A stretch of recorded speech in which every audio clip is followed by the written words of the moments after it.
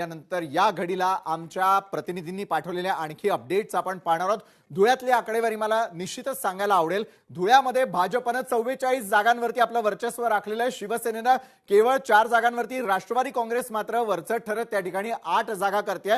म्हणजे शिवसेनेपेक्षा 4 जागा या त्या ठिकाणच्या राष्ट्रवादीने आपल्या जवळ ठेवलेल्या आहे। मात्र उद्धव बाळासाहेब ठाकरेंची शिवसेना त्या ठिकाणी कुठल्याही प्रकारचा भोपळा न फोडता शून्यवरती त्या ठिकाणी आहे। मनसे देखील शून्य, राष्ट्रवादी देखील त्या ठिकाणी शून्य आहे। एमआयएम मात्र मुसंडी मारताना दिसते। धुळ्यामध्ये एमआयएमने करिश्मा करत मालेगाव पासून जवळ असलेल्या धुळ्यामध्ये एकूण 8 जागांवरती त्यांनी आपलं वर्चस्व सिद्ध केलेलं आहे। काँग्रेस आणि इतर पक्षांची देखील धूळधाण झाल्याचं पाहायला मिळतंय।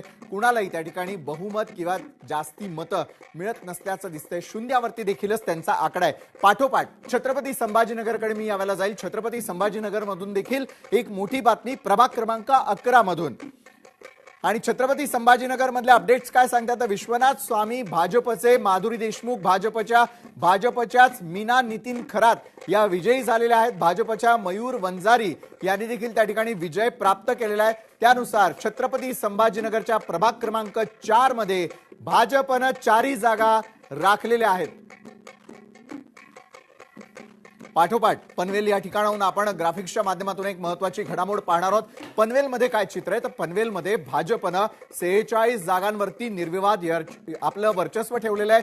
शिवसेनेला 5 जागा, राष्ट्रवादीला 1, काँग्रेसला 3, उद्धव बाळासाहेब ठाकरेंच्या शिवसेनेला 3, पाठोपाठ 4 जागा राष्ट्रवादी शरदचंद्र पवारांची राखताना दिसते।